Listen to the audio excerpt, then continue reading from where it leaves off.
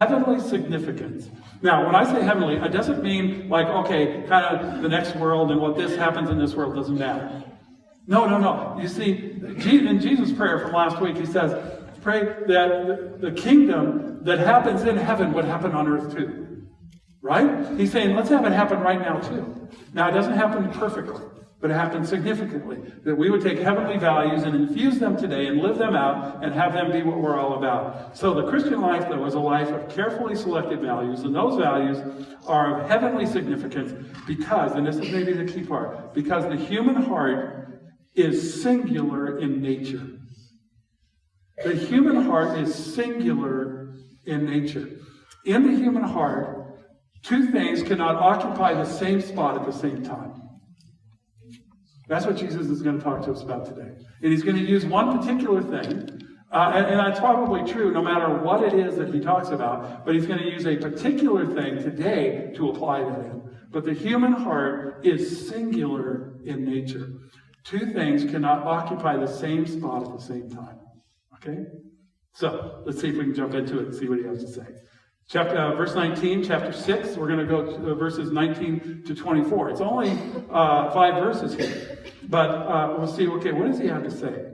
And so in 19, he switches topics and he says, hey, you guys, do not lay up for yourselves treasures on earth, where moth and rust destroy, where thieves break in and steal. Hey, you guys, when we're going to talk about this seems to me, it almost hit me, it is like, well, yeah, duh, yeah, of course, yeah, right, okay, let's move on. And in our culture, like, I don't know if I really want to talk about this, I'm not sure it feels all that important. Okay, it's a nice thing to say, Jesus, for sure it's got some value to it, it's probably really right, but I'm really busy. So let's move on to the next subject, okay? But maybe not so fast, right? So he says, do not lay up for yourselves. So let's stop here. This verb, do not lay up. Here's what it means. Theorizo is the Greek verb. It's a verb. Don't lay up. Don't do these things. Don't lay up for yourselves. And what it means is this, is to lay aside treasure, to build up, to accumulate wealth, to accumulate stuff for the day of a future security. Okay, so we all do that, right? Of course. Diane and I went to Costco yesterday because we stored up for ourselves food for this coming week or two, or whatever, you know. We collected a lot of stuff for a long time. It's the nature of Costco, right? As opposed to going to Schnucks or Deerbergs or whatever. But don't store up for yourselves treasures. Now let's go to the word treasures. The word there is thesaurus. Sounds like a thesaurus. Exactly where we get the word thesaurus from, because a thesaurus is a place where you store precious words, right? Synonyms is what a thesaurus is all about. We store up precious words. If you're a language arts teacher here this morning, you'd love me right now because I'm talking about precious words, because every language arts teacher has a dictionary on their desk and a thesaurus, right? Because of the richness of language. But a thesaurus is this. It is a storehouse of precious things, a receptacle of valuables, even relating to thoughts stored up in the mind and the heart. So he says, do not lay up for yourselves treasures on earth. So this is the key. Let's just kind of box it. Things on earth. Now what he's talking about here is material goods on the most part. And so he's going to address the issue of wealth and how we kind of approach it. And so he says, don't lay up for yourself treasures on earth. Now, I've got to be honest with you. As I thought about addressing this, there's a conflict that happens in me, is to think, what do you say to an American culture? What do you say to a West County culture that probably has significantly higher wealth than much of our region? What do you say in America that has significant wealth, more than lots and lots of the world? We are clearly a first world nation. There are second world nations. There are third world nations. How does this play as compared to those that we interact with on the Saline in Ansagale on the island of Laganov in the country of Haiti? People who have almost nothing. How does this play? Would Jesus say the same thing to them? And on one level, I want to say no. He wouldn't even say this to them. But the reality is, the more I've gotten to know them, is yes, he would say this to them. Because no matter how much there is available, whether it be a lot like we have, I mean, you go to Costco and like, there's a lot available, right? I mean, it's like stunning. It's a warehouse. I mean, there's stuff everywhere, you know? But you go to Haiti, there's very little. But there are stuff. And they want to accumulate them also. Now, maybe not at the level we do. But there is this tendency in the human heart is still the same in a poor environment and in a rich one. So he says, do not lay up for yourselves treasures on earth, where moth and rust can destroy, where thieves break in and steal. We get it. Huh?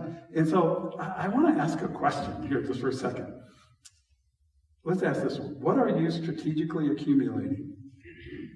What are you strategically accumulating and depending on that is vulnerable to political, economic, relational, or natural disaster? You ever thought about that? What are you relying on? What are you depending on? What are you accumulating that can be taken really easily? A moth would come in and eat it. Rust would destroy it. Political upheaval might take it all away. Economic. For those in the Great Depression, in the fall, many had so much, they lost it overnight. Relational, even natural disasters. What would you lose? What are you depending on that you could lose so easily? What are you depending on that you can't lose? But what are you depending on that you could lose so easily? I remember one time back when I was living in California, I was supposed to go to a breakfast meeting with Don Hodel, who was the Secretary of the Interior under President Reagan. And so I was invited to a breakfast meeting. It was really early at the Marriott by the airport in Los Angeles. And so I got up really early, and Diane wasn't going, so I got dressed without the lights on. But when you go to be with Don Hodel, the Secretary of the Interior, you want to dress up. And so I put on it was wintertime, and so I put on my really nice brown wool pants, and I had a nice sport coat, tie. I looked good. But it was dark, right? Until I arrived at the meeting at the Marriott, and I noticed that a moth had eaten holes in the front of my pants. And those white under things were showing through. It was embarrassing. So I walked around the whole morning kind of like this, pulling my jacket down, where moth and rust destroy. What are you depending on because it so easily happens? What are you strategically accumulating? You know, it's amazing how fast stuff can grab us, isn't it? It doesn't mean it's wrong to have stuff. Sometimes God has blessed some people with more than other people. But does it grab their heart? Does it take over the interior of someone's life? That's really the question. So let's go on. Look at verse 20. But, so he's gonna, let's circle that. We always do that here. But, rather than doing verse 19, he says, let's do verse 20. But lay up for yourselves treasures in heaven, where neither moth nor rust destroys, and where thieves do not break in and steal. And you think, well, okay, what are the treasures of heaven? And you think, well, what's going to be in heaven? What's treasured there? There's really only a few things that are going to last past this world. My house isn't going to. It's going to fall, maybe sooner than later, sometimes when the wind blows. What's going to last? It is God's word and people. And qualitatively, the people, the way we interact with them. It's going to last. It's like, wow. It says, but lay up for yourselves treasures in heaven. The same activity of building up, of laying aside treasure, thesarizo, and the sorrows. He says, do that. And do it in heaven. Now, let me ask a question again here. What are you strategically accumulating and depending on that is not vulnerable to political, economic, relational, or natural disaster? What are you really storing up? What are you investing in? It's going to last forever. It's so easy to get filled with all the stuff of this world. Now, are we responsible to have a job, make a living, do all the things? Yes, we are. You know, and in America, it's complicated, right? You got to have insurance on insurance. I mean, you're paying all the stuff left, right, and over the top, and there's taxes and this and that, and it gets complicated. It is not as complicated as that in Loganov. It's not quite as complicated as what we live with. But really, they still have all the same pressures and all the same temptations that we have here today. So, what are you strategically accumulating that is not going to get destroyed? That matter right here on earth, right now, today, this week, this month. What matters? What are you investing? What are you doing? Well, because here, look at verse 21. For where your treasure is, there will your heart be also. It's true, isn't it? Of course it is. What you treasure deep down is where in your heart is what's going to be lived out. What do you treasure down deep down in there? It's a really great question. Now, Jesus is going to say the same thing again here in a second, except in a little bit different way. Look at verse 22. The eye is the lamp of the body. Now, what that means is it's a focus that reveals the inner motivations and values of the heart. For the Jewish people, your eye was the critical thing. And now some believe that your eye created some sort of light that exposed exterior to you. But most of them believed that the eye was simply an illuminating factor to the inside of you.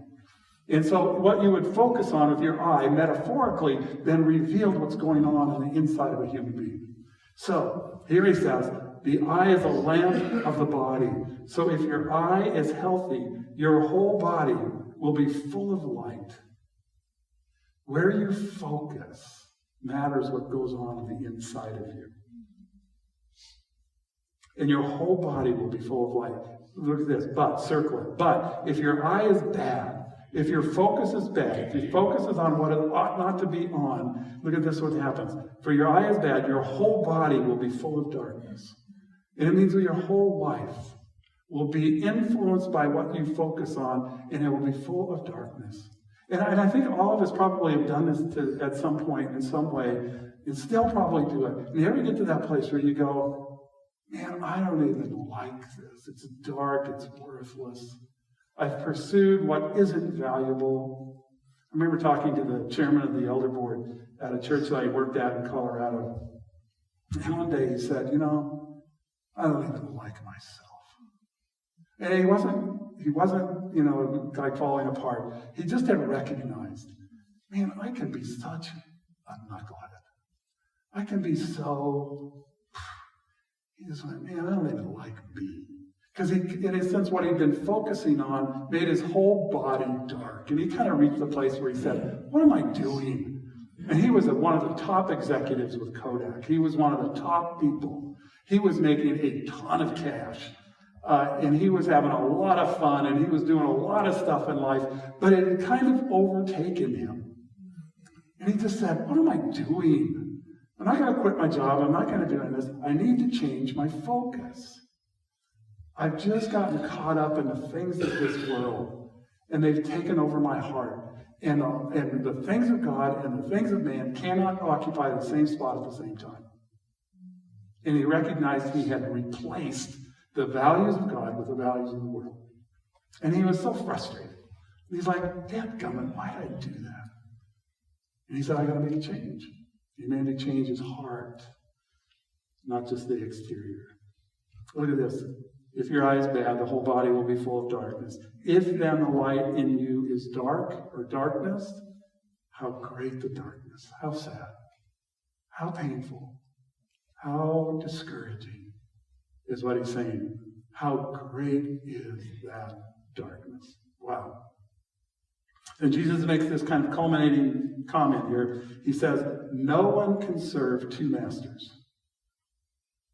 For either he will hate the one and love the other, or he will be devoted to the one and despise the other. You can't fill the same spot with two different things. It's impossible. And so Jesus makes this last comment. Let's box it.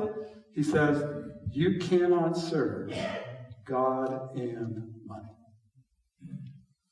The Greek word here is mammon. It means more than just cash. It means possessions of property, the stuff of this world that all will burn. He goes, you can't serve them both at the same time. It's impossible. The human heart is singular in nature. It cannot have two things that occupy the same spot at the same time. Either you will hate the one and love the other, or you will love the other and hate the first. You can't do it. And so the question is, what are we doing with all that? So here's the big idea for today, I think. Jesus is saying that the Christian life is a life that is carefully selected values. And those values have a heavenly significance because the human heart is singular in nature. So where's our heart today? So we ask the question at the end of a lot of sermons is, so therefore, what now? What do we do with this? Right? What do we do? So let me suggest that you've never or very seldom seen this. Right? Now, they did this for the picture. But you very seldom see a U-Haul behind a hearse, right? I mean, it just doesn't happen. Because we know it's not going with me, It's going to stay in the U-Haul. And so you think, okay, what am I really giving my life to? If it's not going with me, what am I doing here? Now, that's not always true for everybody's worldview, right? Let me just show you this. These, if you were reading the news this week, they discovered 30 new coffins in Egypt of people who have been dead 3,000 years. It's a long time.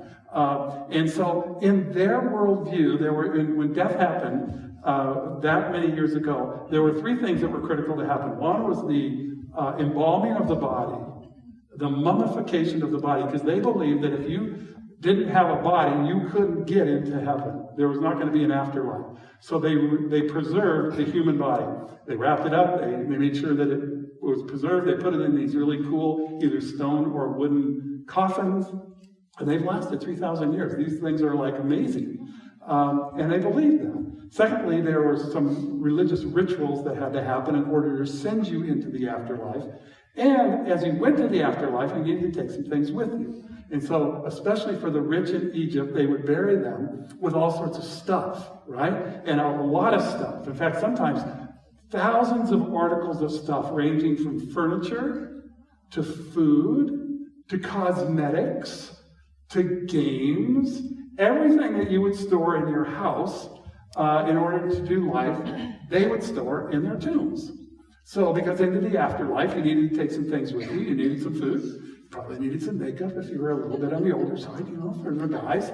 And not the gals, because they don't need it, but the guys would need it. And there'd be some games they need to play along the way. And so they would take that with them. So they'd fill this stuff with stuff for the afterlife. They filled not only what they had in this world, but thinking it would serve them in the next. So, in a sense, they did attach a U-Haul to their hearse, right? They did, okay? So, but it doesn't really work. Jesus is saying, don't fill your life with that here. Don't have it take the primary spot in your heart. But fill your heart with the things of heaven, the things that last, the things that matter. Fill your heart with that. And then all the material goods that you get in this world, you use them correctly. You use them effectively. Warren Buffett, who's at times been the richest man in the world, several different times, he's still one of the richest people in the world. He's decided that really, he frankly wants to give away his fortunes before he dies. He's already given away a third of it, most of it to the Gates Foundation. But he's like, hey, it's not going with me. I might as well invest this stuff. And he decided that Bill and Melinda Gates were investing better than he was investing in kind of things that were going to last, and so he gave a lot of it to them. He's also giving millions and millions of dollars away because he's getting older. He's going to die. And he's basically said to his kids, you're not going to get all of it because you'll just waste it anyway. I know my brother, his father-in-law, who was a pretty accomplished guy in Northern California. He went to his family and he said, hey, I just want you to know, you guys are doing pretty well. Great job. And when I die, you're not getting a dime. I'm giving it all away. Because you guys are doing fine. And so good luck. Hope it goes well. But I'm going to give it away. And he gave away a ton of money as he's passed away. Because he knew it wasn't going with him. He wanted to invest it in making a difference. And his family was doing well. Great. Good job, guys. And keep working. And I'm going to give it away. He gave most of it, or a bunch of it, to Mount Hermon, which is a Christian camp in Northern California. Because he says, man, I want to make a difference in the lives of young people for another 50 years. Because I believe in what goes on in the Christian camp for kids. I think, wow, isn't that incredible? So here, let me just kind of finish with this. So therefore, what now? Here's those 3 questions. What are you focusing on? What's your eye focused on? Because whatever it's focused on will fill your heart. What are you focused on in life? Is it things of eternity, things that matter? Lives of people? God's word and His truth? Or is it just the stuff of life that eventually become dark? Your whole body becomes dark. What are you focusing on? Secondly, what are you filling your life with? Your time, everything that you do, what are you filling it with? What are you doing with it? Are you investing in things that matter? Or is it all real self-oriented? And third, what is competing with God for your heart? You ever think like that? Your heart is so people are competing for it. The world is competing for your heart. What is competing with your heart? What's attracting you? What's pulling you? Maybe it's your own bitterness. Maybe it's your own stuff of life, the disappointment that you have. Or maybe it's just a self-oriented, I'm just going to do my thing, I'm going to rebel. Or maybe it's trying to accumulate things. What's competing with God? Now, you guys, it's not that He doesn't want us to have stuff. Oh, of course, we live in a culture, if you don't own a car, it's tough to live. I'd say move to Sofia, Bulgaria. I mean, you can live on public transit, no problem. Here, that's pretty hard to do. Unless you have a best friend who's an Uber driver, and then you're pretty good, But, man, you got to have, there's some just requirements to live in America. That's hard. But what's filling you? What's competing for your heart? There are all sorts of things that compete. And sometimes it's just my own selfish self, my own selfish desires. So I find this passage to be somewhat painful, to be honest with you. Think about all the things that I've tried to collect over the years that I thought were so important. I can go right back into high school and remember the time that I thought this one pair of saddle shoes, I couldn't live without them. How stupid, right? But man, were they cool. They were a good-looking pair of saddle shoes. They were $100. I was in high school. I was working. It's like, I'm going to get those things. And I got them. I wore them like 3 times, and they hurt my feet. Those are the dumbest shoes I ever had. It's like, what a waste. My eye was so focused on something that actually was just dark and dumb. What did I do that for? How often I've done that in my life? What's competing with God for your heart? I don't know what it is, but I think it's worth asking, worth answering, and worth doing something about. So on your seats, there's a card that says treasures, Matthew 6:19-24, and ask 4 questions. And we've been doing this every week, and I don't know if you've been doing it, but I think it's worth doing, right? What do you need to wrestle with in regards to this issue of your heart? What are you filling it with? What do you need to do about it? And how willing are you to do it? You go, well, I need to do this, but I'm not going to do it. I don't want to change. Or like I'm medium. Or I'm not sure. Or like, yeah, I need to do something. What is it you're going to do? And is there any other scripture that comes to mind? Because when you take God's word and place it in your heart, things begin to change. What do you need to do with that? So I encourage you, take that card, fill it out, wrestle with it. Because these issues are really important in life. Because Jesus is saying the human heart is singular in nature. Two things cannot occupy it at the same time. What is it that you've given it to? And is it the stuff of this world? Or is it the stuff of heaven? So we're going to let you wrestle with that a little bit. Okay? So let's just take a minute. And maybe you could just sit there and ponder it a little bit. Pray. Think about it. Okay?